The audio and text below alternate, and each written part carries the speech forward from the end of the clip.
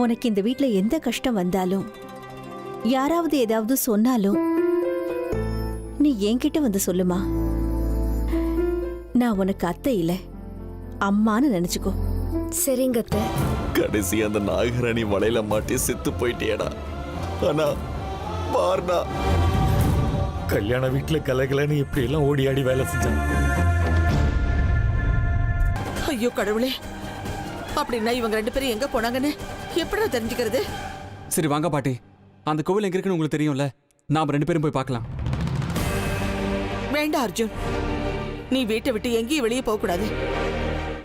சரிங்க மாமா, நான் உள்ள போறேன். நீங்க சீக்கிரம் சாப்பிட வாங்க. அத்தை பாட்டி எல்லாம் காத்துக்கிட்டு இருக்காங்க. சரிம்மா, நீ உள்ள போ, நான் வரேன்.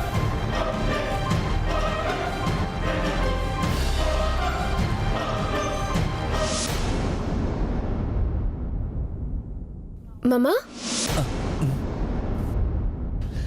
என்னம்மா? நடந்தது ஏதோ நடந்து போச்சு. நீங்க எதுக்கும் கொஞ்சம் எச்சரிக்கையாவே இருங்க.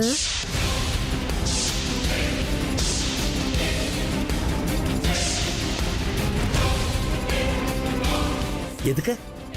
இல்ல, அர்ஜுன் சொல்லிட்டு இருந்தாரு, நீங்க எப்பவும் காரை வேகமா ஓட்டிட்டு போவீங்களா, அதான் எதுக்கும் எச்சரிக்கையா இருங்கன்னு சொன்னேன். எல்லா நேரமும் ஒரே மாதிரி இருக்காதுல்ல, அதுக்காக தான் சொல்லுங்கம்மா. நான் உள்ள போறேன்.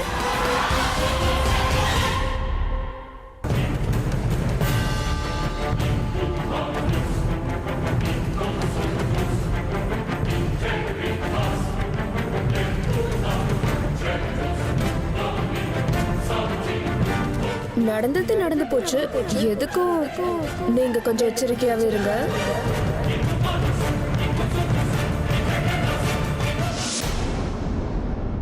Stop stop stop stop stop stop stop. வழி விடுங்க.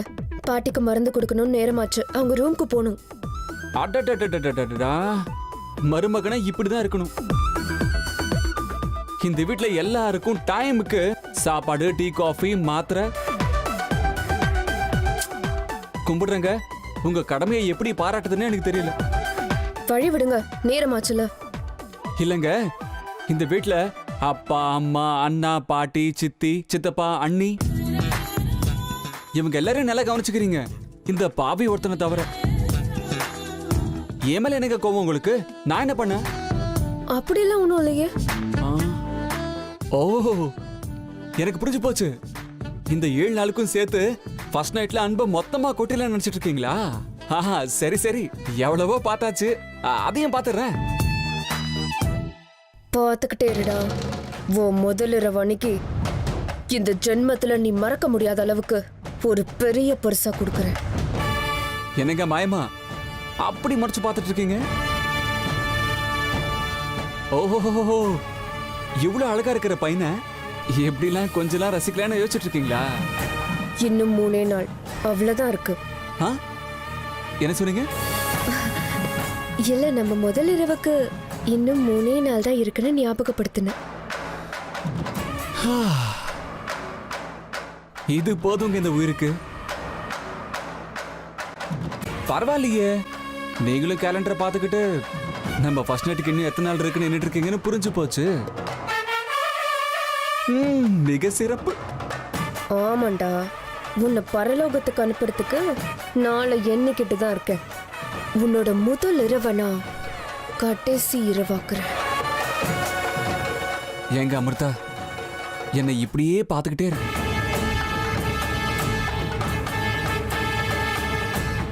நீங்க இப்படி பார்த்துக்கிட்டே இருந்தா இது உள்ளுக்குள்ள தெரியாத கிக்கே இருதுங்க. ஒரு வகையில நீங்க டானிக் மாதிரிங்க. சரி, வழி விடுங்க, எனக்கு நிறைய வேலை இருக்கு. இப்படியே எப்பவும் என்னையே சுத்திக்கிட்டே இருங்க. இந்த அர்ஜுன் வாழ்க்கையில நீங்க ஒரு தென்றல் காற்று மாதிரி. நான் தென்றல் காற்று இல்லடா, உன் உயிரை பலி வாங்க வந்த புயல் காத்து.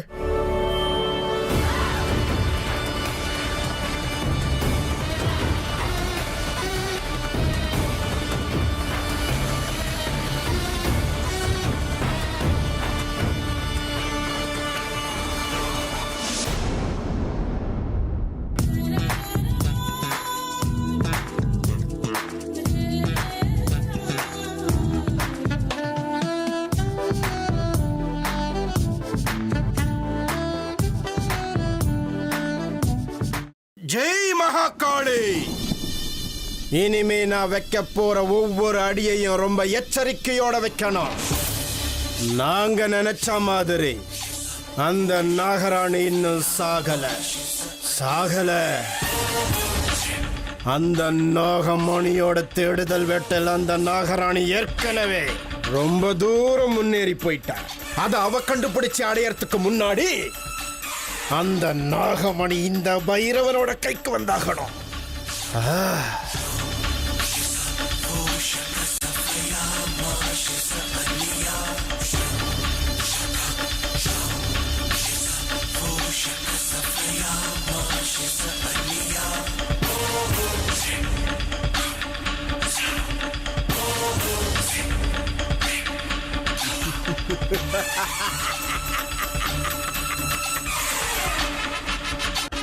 நாகமணி,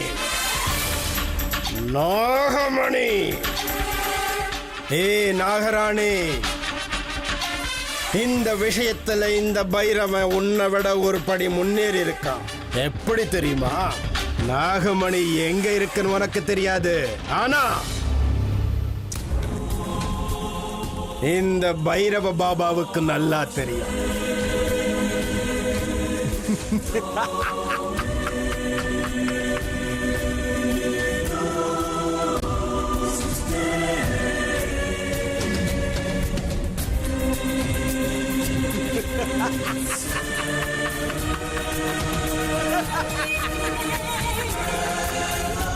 ஆனா அந்த நாகமணியை எப்படியாவது விஷ்ணு கையில இருந்து பறிச்சே ஆகணும்.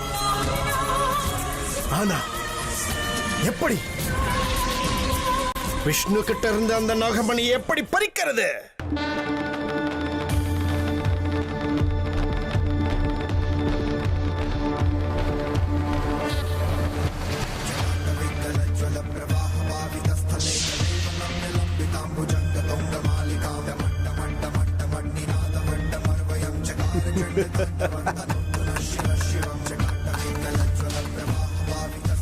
இப்ப அந்த கானிஷ்காவோட சக்தியும் எங்கிட்ட தான் இருக்கு.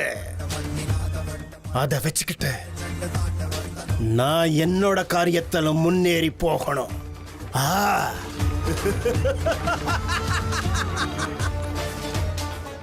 ஆனா அந்த கானிஷ்கா ஒன்னும் சாதாரணமான ஆள் இல்ல. அந்த நாகமணி அவனுக்கும் தேவையா இருக்கு.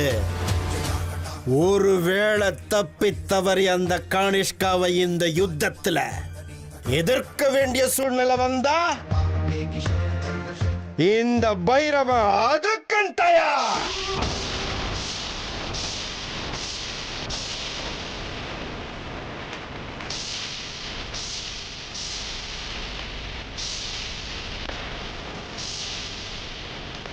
அந்த நாகமணி முதல்ல என் கைக்கு வந்து சேரட்டும்.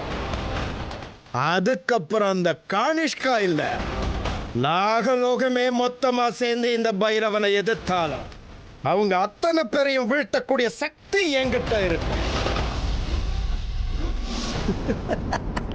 ஆனா அதுக்கு முன்னாடி விஷ்ணு கிட்ட இருக்கிற அந்த நாகமணியை எப்படி எடுக்கிறதுன்னு யோசிக்கணும்.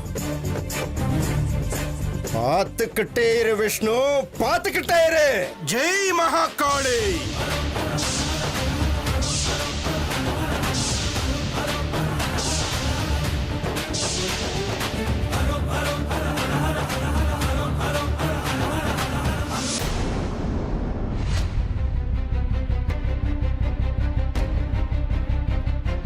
வாணி, இன்னும் ருத்ரா வரலையா? ஆமாங்க அத்தை, நானும் அவருக்காக தான் காத்துக்கிட்டு இருக்கேன். ராத்திரி போனவர் இன்னும் வரல அத்தை.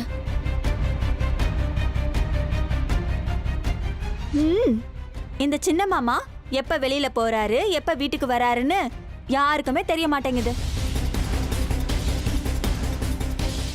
சில சமயம் அவரோட பிஹேவியரை பார்க்கும்போது எனக்கு ஒரு மாதிரி டவுட் கூட வரும். சித்ரா, நீ உன்னோட லிமிட்டை தாண்டி பேசிட்டு இருக்க. நீ வயசுல சின்னவ, அதுவும் இல்லாம இந்த வீட்டுக்கு மருமகளா வந்தவ. எங்க சித்தப்பாவை பத்தி பேசுறதுக்கு உனக்கு எந்த உரிமையும் இல்ல. வாயை முடிட்டு ஒழுங்காரு.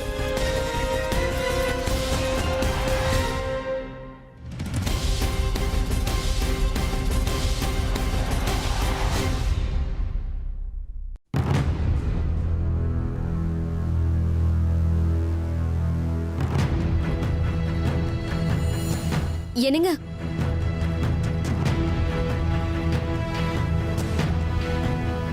எங்க போயிருந்தீங்க? மாமா ரொம்ப நேரத்துக்கு முன்னாடி வந்துட்டாரே, நீங்க எவ்வளவு லேட்டா வரீங்க? அதான் இப்ப வீட்டுக்கு வந்துட்டேன்ல, அதை நினைச்சு சந்தோஷப்பட்டுக்கோ. நில்லுடா. இப்ப எதுக்காக எங்க மேல கோவப்படுற? சாரிம்மா, சாரி வாணி, ஏதோ டென்ஷன் அப்படி நான் பேசிட்டேன்.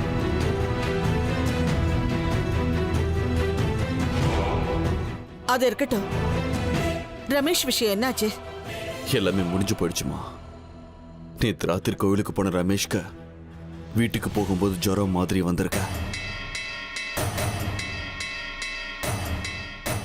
காலையில விடியறதுக்குள்ள ரமேஷ் உயிர் போயிடுச்சுமா. ஐயோ கடவுளே! இது விஷக்காய்ச்சல்னு டாக்டர் சொல்லியிருக்காரு. காரியெல்லாம் முடிஞ்சு வரதுக்கு இவ்வளவு நேரம் ஆயிடுச்சுமா.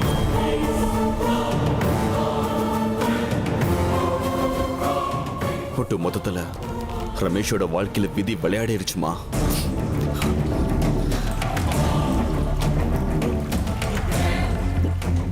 என்னத்த இது? மாமா என்ன சொன்னாருன்னா அவர் ஆக்சிடென்ட்ல இறந்துட்டதா சொன்னாரு. இவர் என்னடானா ஃபீவர்னால தான் இறந்து போயிட்டாருன்னு சொல்றாரு. எனக்கும் அதுதான் ஒண்ணுமே புரியல சித்தி. சித்தப்பா எதுக்கு இப்படி சொல்றாரு? அப்படின்னா அப்பா சொன்னது அதானே, சின்ன மாமா நம்ம கிட்ட இருந்து எதையோ மறைக்கிறாருன்னு நான் அப்பவே சொன்னேன்ல. பெத்த அம்மா கிட்டயே இப்படி போய் சொல்றாருன்னா இதுக்கு பின்னாடி ஏதோ ரகசியம் இருக்கு. அம்மா தாயே, தயவு செஞ்சு வாய முறியா? ஏற்கனவே எல்லாரும் குழம்பி போயிருக்கோம், நீ இன்னும் எங்களை போட்டு குழப்பாத. அவன் ஒரு பேச்சு இவன் ஒரு பேச்சுன்னு சொல்றாங்கன்னா நிச்சயமா இதுல ஏதோ ரகசியம் இருக்கு. அது என்னன்னு கண்டுபிடிக்கணும். இதை இப்படியே சும்மா விட்டுறக்கூடாது.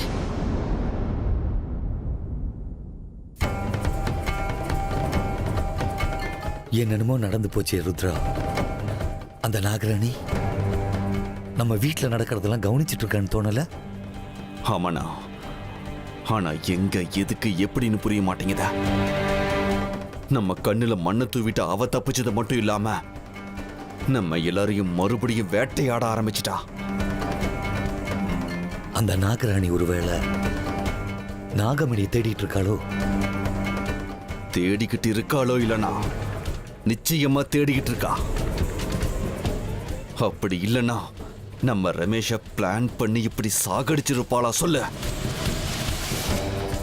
அந்த நாகமணி மட்டும் என் கையில கிடைச்சத இந்நேரத்துக்கு அவ அகங்காரத்தை அடக்கி அவளே வந்து என் காலில் விழற மாதிரி செஞ்சிருப்பேன்.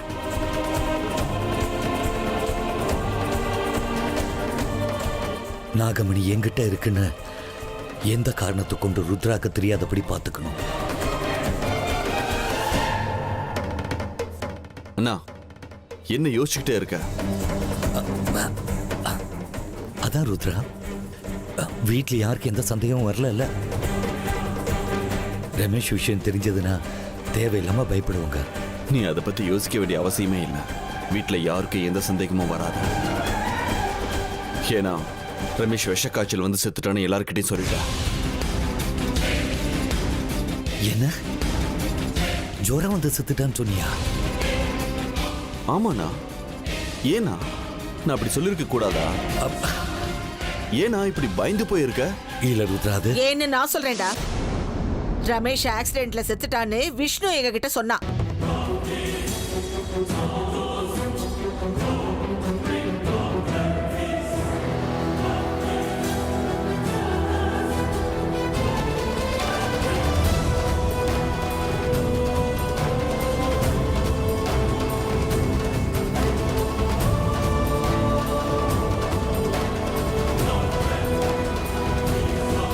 அம்மா, அது நீங்க இங்க எப்பமா வந்தீங்க?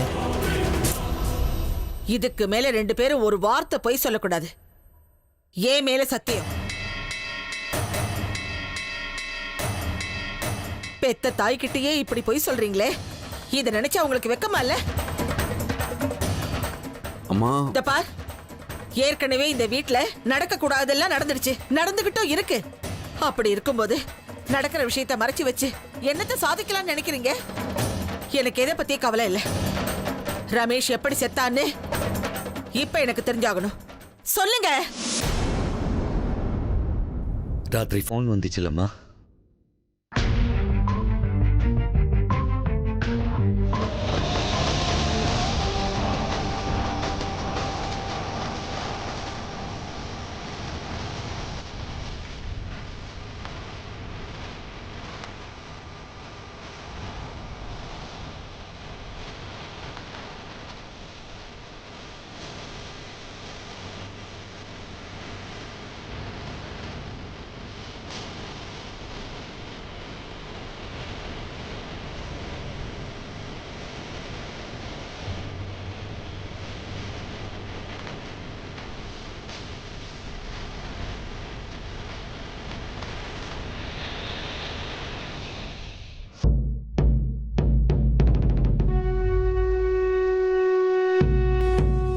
ஜெய் மகாகாளி! ஈஸ்வரா, பரமேஸ்வரா, எனக்கு நினைவு தெரிஞ்சதிலிருந்து உன்னை மட்டும்தான் நான் வணங்குறேன். நீயே ஆதி அந்தன உங்ககிட்ட சரணடைஞ்ச தாசன்னா. என்னோட எல்லா காரியங்களுக்கும் நீதான் ஆதாரம். ஈஸ்வரா, உன்னோட உத்தரவு இல்லாம நான் என்னோட எந்த ஒரு அடியை எடுத்து வச்சதில்லை. இது அத்தனையும் உனக்கும் தெரியும். இனியும் அப்படித்தான். உன் உத்தரவுப்படிதான் நான் எல்லாத்தையும் செய்வேன். சதா காலமும் உன்னுடைய தியானத்திலேயே உன் பெயரையே உச்சரிச்சுக்கிட்டு இருக்கிற இந்த பைரவனோட உயிர் போனாலும் அது உன்னுடைய சன்னதியில தான் இருக்கணும். அப்படி இருந்தோம் உனக்கு ஏன் ஈஸ்வரா என் மேல இவ்வளவு கோபம் எனக்கு புரியல. எதுக்கு ஈஸ்வரா நான் செய்யற ஒவ்வொரு காரியத்திலேயே எனக்கு தோல்வியை கொடுக்கறியே? ஏன் பரமேஸ்வரா சொல்லு கடவுளே. உன்னோட இந்த பரம பக்தனோட அழுகுரல் உனக்கு கேட்கலையா? இன்னைக்கு உன்னோட பரம பக்தா இந்த பைரவன் உன்னோட சன்னதியை தேடி வந்து வேண்டி கேட்டுக்கிறேன். இனிமே நான் வைக்க போற ஒவ்வொரு அடியிலேயும் எனக்கு வெற்றியை தா ஈஸ்வரா. பரமேஸ்வரா, எல்லாம் தெரிஞ்சவன் நீ. எனக்கு அருள் புரி ஈஸ்வரா. கருணை காட்டு தெய்வமே, கருணை காட்டு. உன்னையே நம்பி நான் ஓடி வந்திருக்கேன். இனிமே நான் செய்ய போற ஒவ்வொரு காரியத்திலேயே எனக்கு நீ வெற்றியை தான் கொடுக்கணும். நாகமணி அந்த விஷ்ணு கிட்ட இருந்து விலகி போகுமா ஈஸ்வரா? சொல்ல ஐயனே, சொல். இந்த பைரவனுக்கு பதிலத்தா சொல்லு. நாகமணி விஷ்ணு கிட்ட இருந்து விலகி போகுமா? சொல்ல ஐயனே, சொல்லு.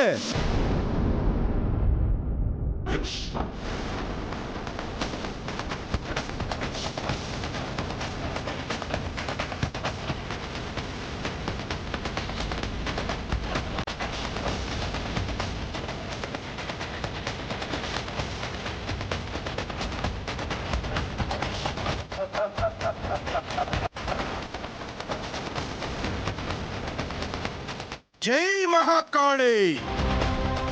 இனிமே இந்த பைரவனை தடுக்க இந்த உலகத்துல யாராலையும் முடியாது.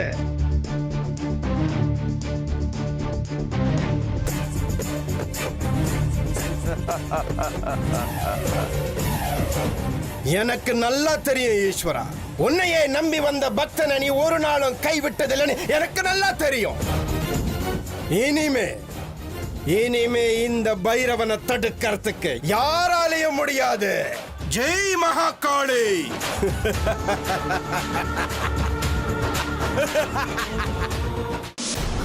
கடைசியில அந்த நாகரணி நம்ம ரமேஷ பலி வாங்கிட்டாமா.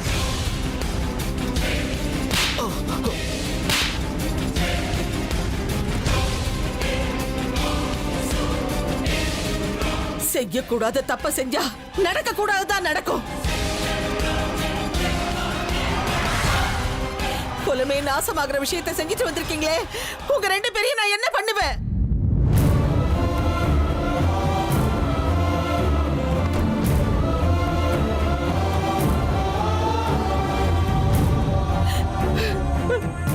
ஐயோ பரமேஸ்வரா, இப்ப நான் என்ன பண்றது? எதை செஞ்சு நான் இந்த பாவத்தை போக்குவேன்? அந்த நாகராணி நம்ம குடும்பத்தை குறி வச்சுட்டா. சர்பதோஷம் கூட இன்னும் நிவர்த்தி ஆகல. அவகிட்ட இருந்து இந்த குடும்பத்தை என் குழந்தைங்களை நான் எப்படி காப்பாத்த போறேன்? எனக்கு ஒண்ணுமே புரியல. விஷ்ணு, அந்த நாகராணி ஏன் உருவத்துல வந்து ரமேஷை ஏமாத்தி கூட்டிட்டு போனது உண்மைதானா? ஆமாம்மா, அதனாலதான் பாபா ரமேஷ் ஏமாந்து போயிட்டான். அது இருக்கட்டும், பாபா கொடுத்த தாயத்து ரமேஷ் கழுத்துல இருந்துச்சுல்ல?